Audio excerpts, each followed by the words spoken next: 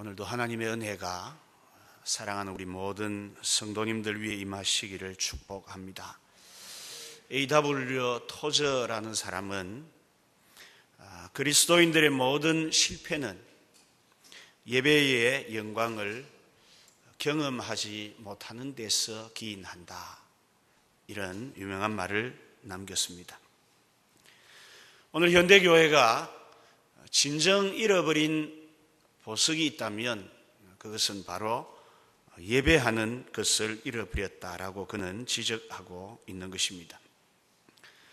실제로 많은 성도들이 예배에 대한 정확한 정의를 알지 못하고 있습니다. 많은 분들이 주일이 되면 예배하기 위해 교회에 오기보다는 주일이 되었기에 습관적으로 교회를 찾는 경우들이 많다라는 말씀입니다. 그러나 예배는 그리스도인의 삶에 있어서 가장 핵심적인 위치를 차지하고 있습니다. 신앙생활은 다른 말로 하면 예배 생활이다 라고 말해도 과언이 아닐 정도입니다. 우리 그리스도인의 정체성은 하나님께 예배드리는 것에 있습니다. 예배가 없다면 사실 그 사람은 어떤 모습을 하고 있더라도 그리스도인이라고 부르기는 어려울 것입니다. 그래서 기독교 초기에는 이 예배 때문에 많은 사람들이 생명을 잃기도 했습니다. 당시 예배자들은 핍박 때문에 산속으로 들어가기도 하고 땅을 파고 굴 속으로 피신하여 거기서 예배를 드렸습니다. 우리 민족도 예배를 드리는 그 처절한 역사가 있습니다. 한국 초기의 일제시대 주일날 예배를 드리는 사람들을 방해하는 일본의 방해가 굉장히 집요했습니다. 특히 학생들이 하나님을 예배하는 그런 모습을 보고는 일본은 주일날에도 학교에 출석을 하게 하므로 예배를 못하게 하는 그런 일들을 자행했습니다. 구소련의 성도들의 이야기를 들어보면 이들은 공산당들을 피하여 눈이 쌓여있는 산속 깊은 곳에 들어가서 예배를 드렸다고 했습니다. 그들은 목숨을 걸고 예배를 드렸습니다. 그냥 수양하듯이 조용한 시간을 즐기는 마음으로 한 것이 아니라 생명을 걸어놓고 예배를 드렸던 것입니다. 여러분, 왜 이들이 이처럼 고난 속에서도 예배를 지키려고 했을까요? 왜 예배 때문에 목숨도 걸어야 했습니까? 그것은 예배는 그것이 바로 그리스도인의 생명이고 또 우리가 그리스도인이라는 정체성이기 때문에 그렇습니다. 하나님을 예배하는 일의 소중함은 시간을 달리해서 달라질 것이 없습니다. 그러므로 오늘 우리도 하나님을 예배하는데 우리의 목숨을 걸어야 하는 것입니다. 우리 성경을 보면 예배의 역사는 굉장히 깁니다.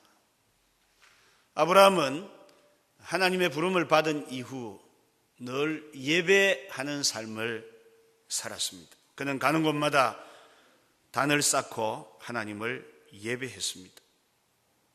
하나님은 그런 아브라함에게 복의 근원이 되는 복을 주신 것입니다. 우리가 이 땅에서 진정 제대로 된 복을 받고 살기 위해서는 가장 기초적으로 예배 없이는 안 된다는 사실을 꼭 기억하셔야 합니다. 하나님은 아브라함을 복의 근원으로 삼으신 이유가 분명히 있습니다. 그는 하란을 떠나 세겜에 왔을 때 하나님을 예배합니다. 세겜을 떠나 헤브론에 갈 때도 예배합니다. 헤브론을 떠나 브엘세바에 갔을 때도 그는 예배합니다. 하나님은 예배하는 아브라함의 삶을 그렇게 인도해 주셨던 것입니다. 이런 예배의 정신이 지금도 유대인들에게는 그대로 전해지고 있습니다. 그래서 유대인들은 안식일을 얼마나 바로 지켜보려고 노력하는지 모릅니다. 그들의 안식일 정신은 정말 유명합니다.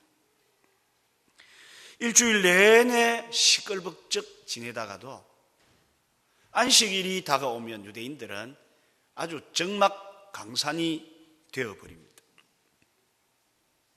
택시도 안 다니고 버스도 멈추어 버리고요. 상점들 문을 다 닫아버립니다. 식당도 하지를 않습니다. 물론 이들이 잘한다는 것은 아니지만 그들이 가지고 있는 이 안식일 정신이 아주 철두철미합니다. 유대인들의 안식일은 주로 금요일 밤부터 시작이 됩니다. 그래서 다음 날 토요일 밤까지 이어지는데 금요일 밤 되면 이스라엘 땅 전역에 유대인들 구역에는 정말 아무것도 없어집니다. 그런데 최근 우리 사회의 유행어가 뭔지 아시죠? 불금입니다. 저희 집 아이들도 한 번씩 아빠 오늘이 불금이에요. 불금이 뭔지 아십니까? 불타는 금요일이다. 그런 뜻 같아요. 그래서 한국은 금요일 밤부터 이제 본격적으로 북적대기 시작합니다. 온 시내에 사람들이 몰려 나와서 놀고 또 어지럽고 굉장합니다. 분명한 것은 이런 불금 정신을 가진 민족하고 안식일 정신을 가진 민족이 앞으로 계속 그렇게 간다면 그 결과가 어떻게 될지는 여러분 불을 본 듯이 정말 뻔합니다. 유대인들은 금요일 저녁이 되면 사바스라는 이름의 안식일을 시작합니다. 그때가 되면 심지어 건물의 엘리베이터도 다 멈추어 버립니다. 고층에 있는 그런 방으로 올라가기 위해서는 엘리베이터를 안 타면 안 되니까 어떻게 만들어 놓냐면 금요일 저녁이 되면 엘리베이터가 모든 층마다 다 서게끔 되어 있습니다. 누르지 않아도. 왜냐하면 안식일에 엘리베이터를 누르는 그런 노동 행위를 하지 않기 위해서 그렇게 한다 하는 겁니다.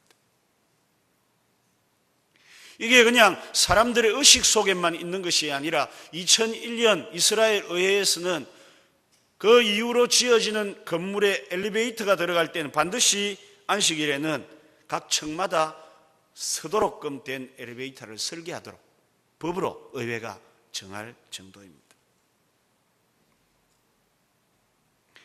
우리나라보다 이스라엘은 더 강한 IT 강국입니다. 그런데도 금요일 저녁이 되면 이스라엘의 모든 컴퓨터 서버들은 다 닫아버리는 겁니다. 그만큼 그들은 미련하리만큼 바보스럽게 지금도 안식일을 지키려고 노력을 하고 있습니다. 여러분, 우리도 뭐 다 꺼버리고 교회 엘리베이터도 멈춰버리고 그걸 배우자는 것이 아니라 그들이 안식일을 대하는 태도를 배워야 합니다. 그들의 정신은 우리가 배워야 한다는 것이죠. 저는 오늘 그리고 다음 주일 예배에 대한 말씀을 드리려고 합니다. 왜냐하면 우리 신앙생활의 가장 중요한 기초가 무엇입니까? 예배이기 때문에 그렇습니다. 기초의 중요성은 성경도 모든 일에도 강조되고 있죠. 공부도 뭐가 중요합니까? 기초가 중요합니다. 신앙생활도 마찬가지로 기초가 중요한데 믿음의 기초를 든든히 하는 방법은 무엇이죠? 하나님을 바르게 예배하는 법부터 세우는 일이라고 할 수 있습니다. 창세기 4장을 보면 첫 번째 공식적 예배가 등장을 합니다. 가인, 아벨 형제가 하나님께 드렸던 예배입니다. 여러분은 그 예배의 결과를 다 아실 것입니다.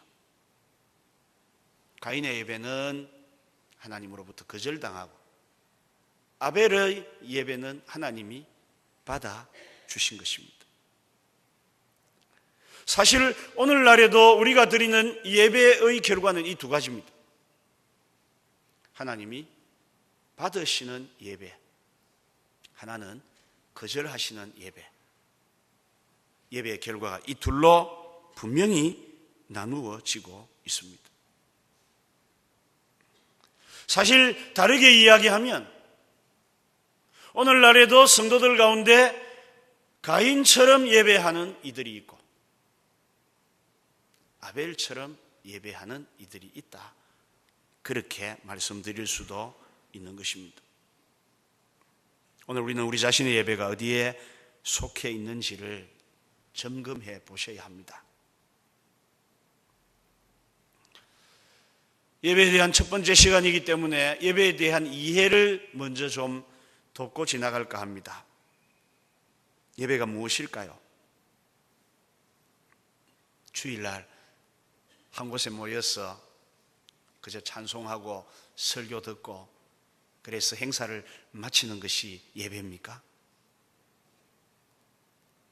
예배가 무엇이라고 성경이 우리에게 가르칩니까? 예배는 우리 하나님의 임재를 경험하는 것이라고 성경이 가르치고 있습니다. 그 높고 엄위하신 하나님이 오셔서 나와 만나는 것이, 그 현장이 바로 예배하는 자리인 것입니다. 그래서 예배는 다르게 표현하면 하늘 문이 열리는 시간입니다. 요한계시록 4장 1절을 보면 사도 요한이 이 일 후에 내가 보니 하늘에 열린 문이 있는데, 이런 표현을 쓰고 있습니다. 당시 사도 요한은 반모섬이라는 작은 섬에 유배 생활을 하고 있었지만 그의 마음의 갈망은 하나님을 예배하는 것이었습니다. 그래서 그는 주일에 하나님을 예배하기 위해 엎드려 있었을 때에 순간 나팔 소리 같은 그런 음성이 들리면서 하늘의 문이 열리는, 하나님과 자신이 교감하는 그런 은혜를 그가 경험하게 되었던 것입니다. 여러분, 이것을 조금 어려운 용어로 하나님의 임재를 경험했다, 이렇게 표현합니다. 오늘도 우리가 하나님을 예배하는 이 일은 사도 요한이 하나님을 경험했던 것처럼 하늘 문이 열리고 하나님과 우리가 만나는 그 임재의 현장이 예배 자리입니다. 우리 속에 이 정신, 이 의식이 다시 살아나야 합니다. 그러면 그저 시시한 이야기를 제가 더 드릴 필요가 없을 것입니다. 왜 예배 시간에 늦게 옵니까? 그런 이야기 할 필요가 없습니다. 왜 예배 시간에 앉아 졸고 계십니까? 그런 말 할 필요가 없습니다. 왜죠?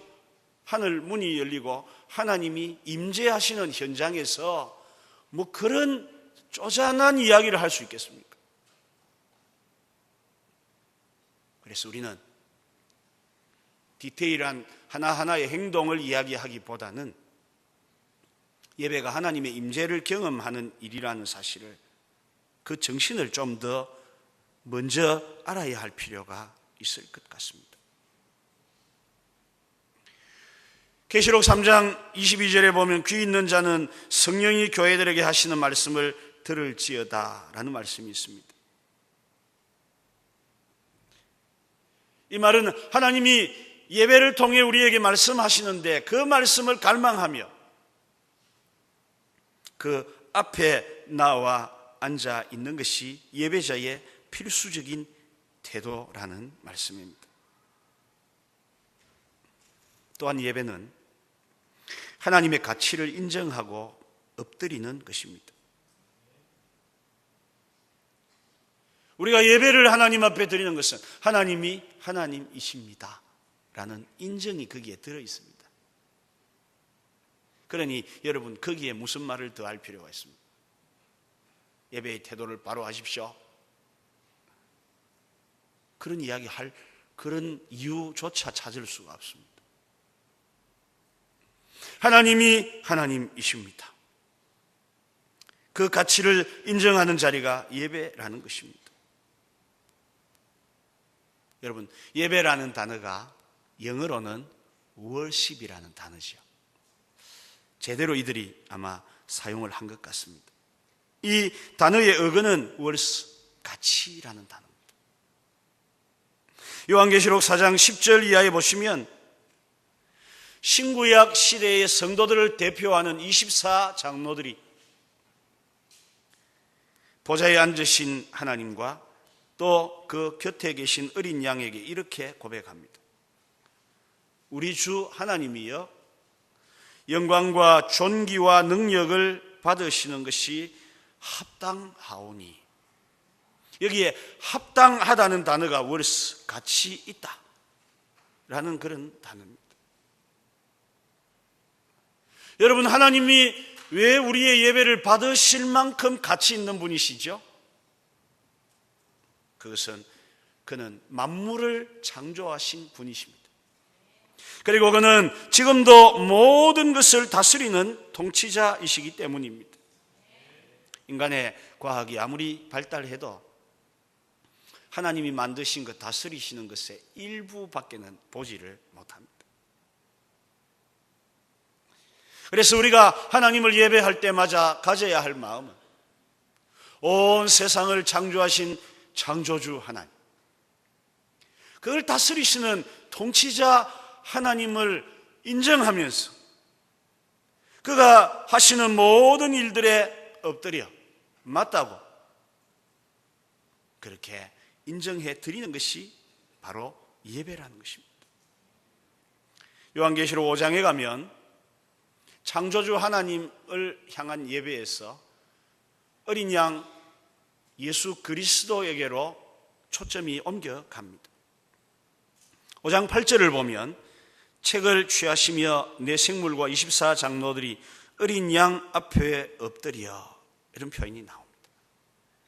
여기 내 생물은 천사들을 대표하는 것들입니다. 24장로는 신구약 성도들을 대표하는 것입니다. 천사와 모든 성도들이 어린 양 앞에 엎드려 가치를 인정하고 그 앞에 부복하는 이 엎드리는 것이 예배라는 것입니다. 뭐라고 말합니까?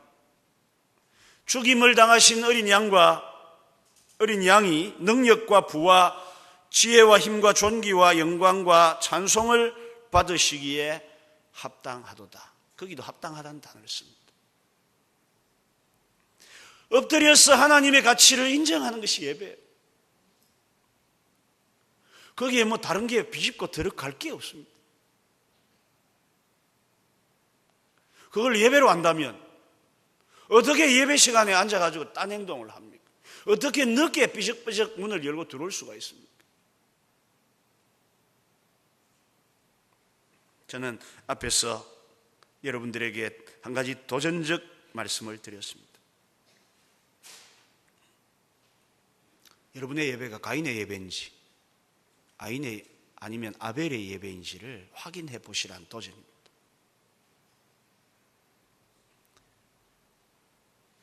예배가 무엇인지 한 가지만 더 생각해 본다면 예배는 하나님의 인도를 경험하는 축복입니다. 예배 자리에 성도들이 나와 앉아 있을 때 하나님이 우리의 심령을 어루만지시고 이끄십니다.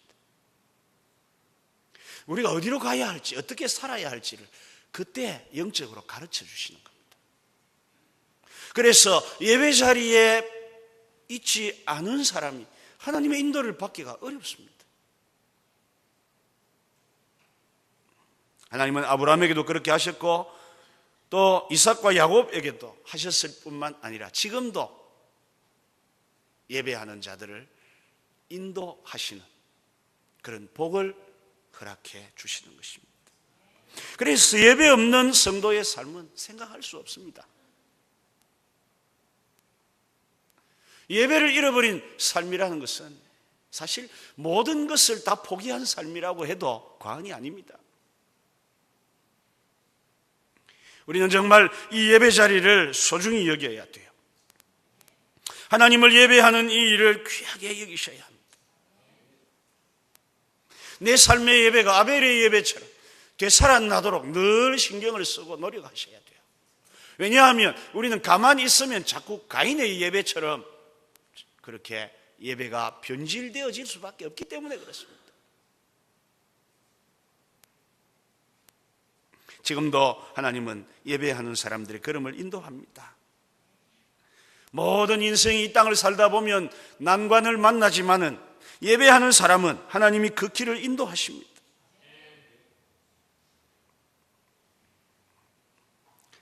가인과 아벨의 예배는 그 결과적으로 볼 때 자신도 달랐고 후손도 달라지게 만들었습니다. 조금 더 살펴보겠습니다마는 가인은 한마디로 악인이었습니다. 그러나 예배 성공자였던 아벨은 성경은 그가 의인이었다라고 표현하고 있습니다. 우리도 그럴 가능성이 충분히 있습니다. 교회 안에 뭔 악인이 있겠노? 아니요. 제대로 된 예배에 실패하면 우리가 악하게 될 수 있습니다. 얼마든지 그렇게 내 자신이 변할 수 있다는 것 여러분 아셔야 됩니다. 열심히 교회 일을 하고 노력을 많이 하고 봉사를 잘해도 예배에 실패하면 그럴 수 있습니다. 그래서 저는 여러분들에게 단지 어떤 눈에 보이는 예배, 그것보다는 예배의 정신에 대한 말씀을 오늘 다음 주일 드리려고 하는 것입니다. 오늘 이 본문은 첫 예배자들인 가인과 아벨의 제사에 대한 평가로 나타나고 있습니다. 창세기 4장으로 돌아가서 이 두 사람의 예배를 살펴보면 아담의 아들들인 가인과 아벨이 하나님께 예배를 드렸습니다. 동시에 드렸는지 아니면 다르게 드렸는지는 모르지만 이들 둘은 다 예배자로 하나님 앞에 섰습니다. 창세기 4장 3절 이하에 보면 세월이 지난 후에 가인은 땅의 소산으로 제물을 삼아 여호와께 드렸고 아벨은 자기도 양의 첫 새끼와 그 기름으로 드렸더니 여호와께서 아벨과 그의 제물은 받으시고 가인과 그의 제물은 받지 아니하신지라. 이렇게 되어 있습니다. 하나님은 함께 예배드린 두 예배자 가인, 아벨의 예배를 하나는 받으시고 하나는 거절하셨습니다. 과연 이 두 사람에게 어떤 차이가 있기에 그렇게 결과가 달라졌을까라고 생각할 때 최소한 외형적으로는 별로 다를 게 없습니다. 비슷합니다. 그들은 다 자기의 일에 충실했던 것 같습니다. 그리고 자기가 얻은 소산을 가지고 하나님께 드린 것도 같습니다. 그런데 왜 하나님은 아벨은 받으시고 가인은 거절하셨습니까? 우리가 아마 성경을 읽다가 가장 먼저 만나는 해석상의 어려움이 창세기 4장의 이 본문이 아닐까 싶습니다. 그래서 여기에는 구구한 해석이 있지만 크게 두 가지 해석이 지금도 존재합니다. 하나는 두 사람이 드린 그 제물 자체에 문제가 있었다라고 보는 견해와 또 하나는 두 사람에게 문제가 있었다고 보는 견해입니다. 전통적으로 지금까지 많은 사람들이 생각했던 것은 두 사람이 드린 제물에 문제가 있었다라는 것입니다. 가인의 제물은 곡식입니다. 그는 농사하는 사람이니까 자기의 직업을 따라 얻은 것으로 곡식을 하나님께 드렸습니다. 아벨은 양을 치는 사람이었기에 당연히 양을 가지고 잡아 하나님께 제사를 드렸다는 것입니다. 그래서 하나님이 피 없는 제사인 가인의 제사는 거절하셨다, 그렇게 해석을 합니다. 이 해석을 따르는 사람들은 타락한 아담 하와에게 하나님이 가죽 옷을 지어 입으셨던 그 사건을 두고, 가죽을 얻으려면 짐승을 죽여야 했으니까 이미 아담 하와 쪽부터 짐승을 잡아 죽이는 희생 제사가 피 흘림이 있었기 때문에 그들도 그렇게 했어야 된다고 이야기를 합니다. 또 히브리서 9장 22절에 피 흘림이 없은즉 사함이 없다는 말씀도 인용해서 이것이 분명하다고 그렇게 말을 합니다. 또 다른 하나의 해석은 제물보다는 제사 드리는 사람에게 문제가 있었다는 해석입니다. 이 해석은 아마 창세기와 오늘 본문을 근거로 해석하는 것 같습니다. 오늘 본문 4절에도 믿음으로 아벨은 가인보다 더 나은 제사를 하나님께 드림으로 그랬습니다. 그러니까 이것은 아벨과 가인의 제사에는 믿음의 차이가 있었고 또 더 낫고 못한 차이가 있었다고 그렇게 보는 것이죠.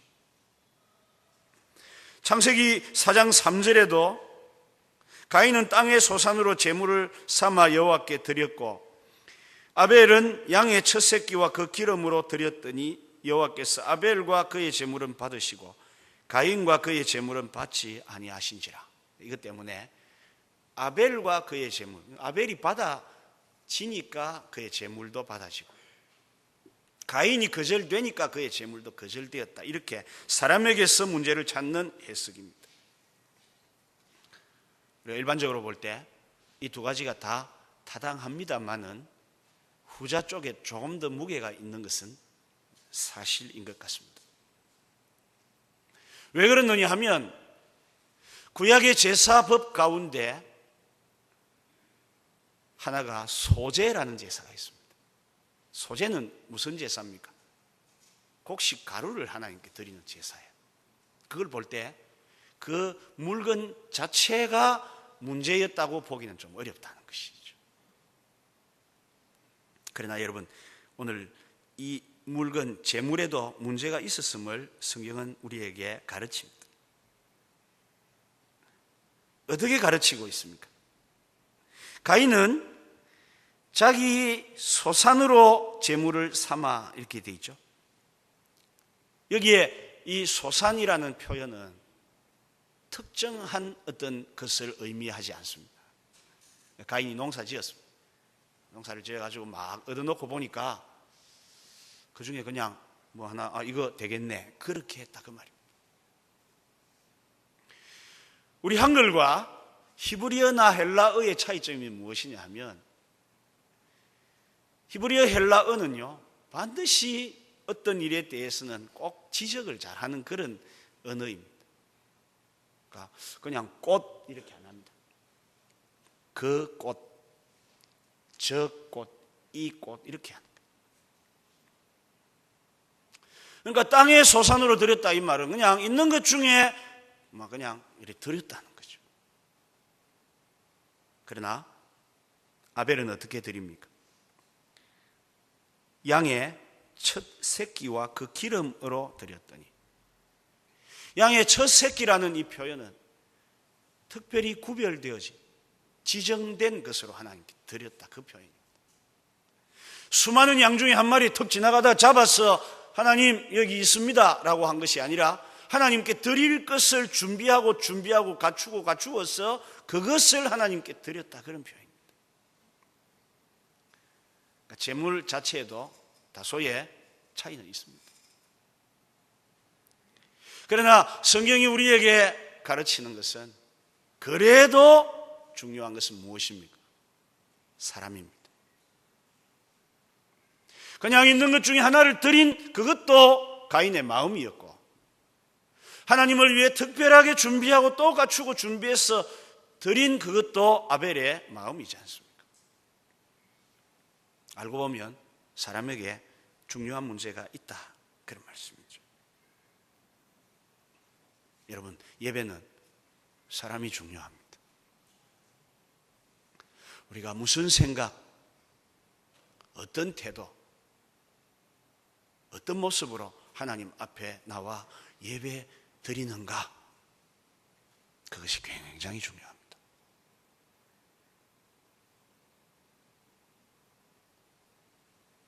때로는 우리의 예배가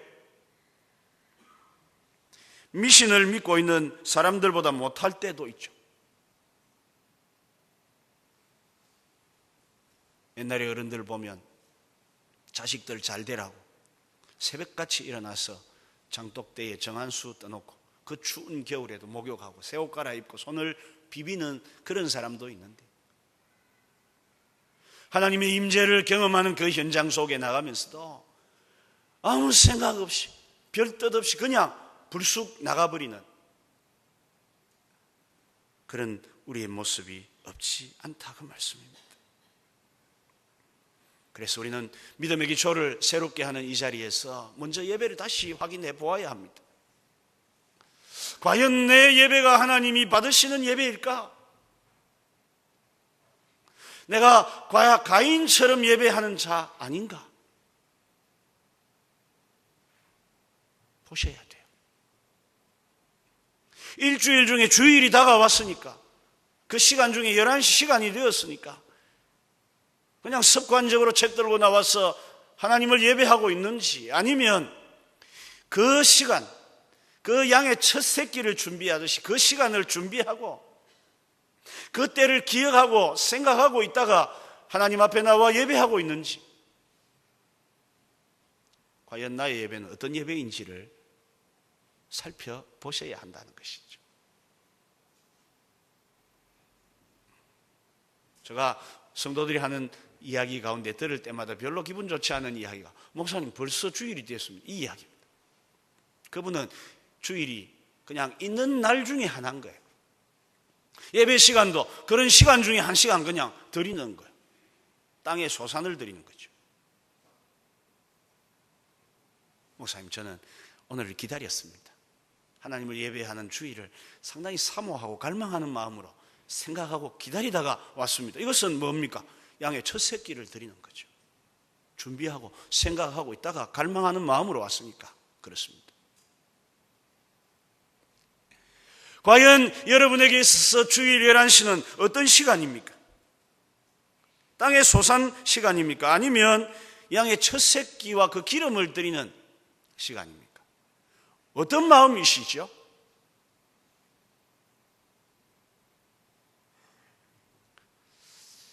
우리 자신을 잘 돌아보셔야 합니다. 그리고 우리의 예배가 아벨의 예배처럼 될 수 있도록 늘 정말 신경을 쓰고 준비하셔야 돼요. 저는 오늘 이 아벨의 예배의 특징 2가지를 말씀드리려고 합니다. 이것은 그저 단지 어떤 한 행동을 우리에게 바꾸자는 생각이라기보다는 예배의 더 중요한 기본적인 원리라고 여겨집니다. 여러분, 아벨은 어떤 예배를 하나님께 드렸습니까? 그가 예배 자리에서 그는 과연 어떤 사람이었습니까? 오늘 본문에 보시면 4절에 믿음으로 아벨은 그랬습니다. 우리가 예배를 드리러 나갈 때 마음에 가져야 할 중요한 준비는 믿음입니다. 믿음을 준비하고 예배 현장에 나가셔야 됩니다. 좀 믿음 이렇게 하니까 추상적으로 들리실 수 있겠죠. 어떤 믿음 말합니까? 물론 기본적으로 하나님이 살아계시고 그 살아계신 하나님이 나의 하나님이시고 지금도 내 삶에 역사하시고 주관하시는 것, 예배 자리에서 나를 만나주시고 나에게 어떻게 행해야 할 바를 가르치시는 그 하나님을 어떻게 해요? 믿으며 가야 돼요. 믿음 없는 예배자들이 많습니다. 그러나 우리가 가져야 할 것은 믿음입니다. 아벨과 가인의 예배를 좀 더 비교 분석해 보시면 그 차이가 납니다. 아벨이 철저히 하나님이 원하시는 예배 쪽으로 방향을 맞추는 반면에 가인은 그렇지를 못합니다. 그는 하나님을 예배할 때 조금 다른 생각을 가졌어요. 내가 하나님 앞에 예배는 해야 되기는 되고 안 하면 하나님이 진노하실 것 같아. 또 하나님이 내게 주신 것들을 다 앗아가실 것 같아. 그러니 그저 한번 예배하고 하나님 진노를 달래는 편이 낫겠다. 그는 그렇게 생각을 합니다. 여러분, 우리도 하나님 앞에 예배하러 나올 때 그런 생각 가지고 올 수 있잖아요. 주일날 예배 안 드리면 찝찝하다, 그런 분들 들어 계십니다. 여러분, 예배는 찝찝 안 하려고 드리는 것 절대 아닙니다. 심지어 오늘날 참 부끄러운 이야기입니다만은 그런 이야기도 해요. 주일날 예배 드리고 고스톱 치면 더 잘 된답니다. 웃기는 이야기들. 예배가 얼마나 하락하고 떨어졌으면요, 그 정도를 이야기하는지 모르겠어요. 주일날 예배 마치고 등산 가면 등산도 잘 되고 몸도 가뿐하대요. 그런데 예배 안 드리고 그렇게 하면 찝찝하답니다. 철저히 가인적 예배입니다. 하나님을 예배하는 것이 하나님이 내게 주신 것 앗아가거나 벌 주실까 봐 겁나서 드리는 것, 여러분, 이건 믿음의 예배가 아닙니다. 진노의 예배입니다. 그런 예배 가지고 우리가 하나님의 예배의 축복을 경험할 수 없습니다. 우리에게는 다시 아벨 같은 믿음의 예배가 회복되어야 돼요. 하나님, 날 같은 것도 용서해 주셨구나. 나처럼 부족한 것도 자녀 삼아 주셨고, 내가 아무것도 모르고 미련한 것도 하나님이 사랑하시구나. 하나님께 받은 이 은혜를 내가 어떻게 보답해야 할까? 그렇게 할 때 두 가지가 떨어집니다. 믿음으로, 감사함으로 하나님을 예배하자. 우리 성도님들의 예배가 이런 믿음의 예배로 회복되어지실 수 있기를 바랍니다. 그래서 하나님 주시는 말씀이 믿음으로 받아지는 말씀이 되고 그 말씀대로 이루어질 것을 믿게 되는 이런 역사들이 이제부터 예배를 통해 우리에게 다시 회복되는 그런 시간들이 되시기를 축복합니다. 한 가지만 더 오늘 이 본문을 통해 알 수 있는 것은 믿음으로 아벨은 가인보다 더 나은 제사를 하나님께 드렸다, 그리 되어 있습니다. 여기에 더 나은 제사라는 표현을 여러 가지 번역들이 다르게들 하고 있습니다만은 어쨌든 훨씬 더 차이가 나는 격조 있는 제사, 구별된 제사를 하나님께 드렸다, 그런 표현입니다. 그러니까 우리가 하나님을 예배할 때는 좀 다르게 좀 드리셔야 돼요. 마음부터 외모까지 좀 달라야 돼요. 예배 자리에 나올 때 우리 마음이 달라야 돼요. 하나님이 나를 불러주셨다. 내가 오늘 하나님을 만난, 하나님을 만나 나의 모든 문제의 사정 형편들을 말씀드릴 것이다. 마음속에서 이런 갈망과 기대감이 가득한 그런 태도로 예배하셔야 돼요. 예배는 여러분, 목사의 설교 오늘 잘한다 못한다 평가하는 시간 절대 아닙니다. 그런 거 아닙니다. 그런 예배가 가인적 예배. 예배는 내가 어떻게 하면 더 하나님 앞에 더 가까이 갈까? 오늘 나를 찾아오시는 그 하나님에게 어떻게 좀 더 내가 다가가서 말씀드리고 뜻을 구할 수 있을까? 끊임없는 더 나은 예배의 추구가 우리에게 있어야 된다는 거예요. 그러다 보면 우리의 태도나 옷매무시 이런 건 자연스럽게 좋아질 수밖에 없습니다. 이거 아무리 잘해라 해도 잘 안 하더라니까요. 왜요? 예배 정신을 모르니까 어떻게 그렇게 되겠습니까? 그러나 예배 정신을 우리가 새롭게 하면 우리는 분명 하나님 앞에 이 아벨 같은 예배자로 설 수 있게 될 것이 분명합니다. 사랑하는 성도 여러분, 더 나은 예배를 드리기 위해 항상 힘쓰시는 여러분들이 되실 수 있기를 축복합니다. 마지막으로 여러분, 이런 예배는 결과가 있습니다. 우리 예수님은 아벨에 대해 뭐라고 말씀합니까? 마태복음 23장 35절에 그러므로 의인 아벨의 피로부터, 예배에 성공한 이 아벨에게는 예수님도 의인, 의로운 사람 아벨이라고 그렇게 말씀해 주셨습니다. 반면에 예배에 실패한 가인은 요한 1서 3장 12절에 가인같이 하지 말라, 그는 악한 자에게 속하여 가인을 악인이라고 부릅니다. 세상 법정과 하나님의 법은 차이가 있죠. 세상 법은 실제 행동으로 악을 행해야 악인이 되는 거예요. 마음이 아무리 악해도 실행하지 않으면 아직까지는 악인이 아니에요. 그러나 하나님의 법은 그 행위뿐만 아니라 그 중심, 그 마음, 그 동기, 생각까지도 함께 말씀하고 있습니다. 그래서 아벨에게는 의인이라고 말씀하시지만 가인에게는 악인이라고 말씀하고 있는 것입니다.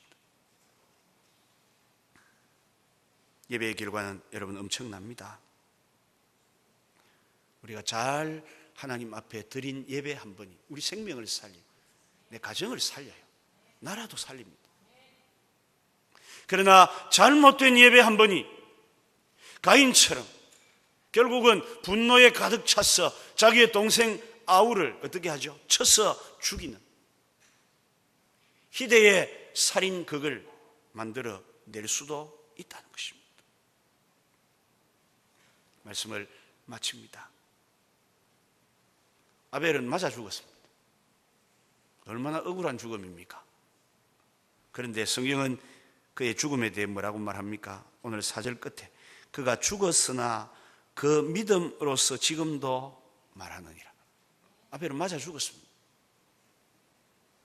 그런데도 지금 우리에게, 오늘 예배드리는 우리에게 믿음의 예배가 얼마나 중요한지를 말하고 있다, 그 말입니다.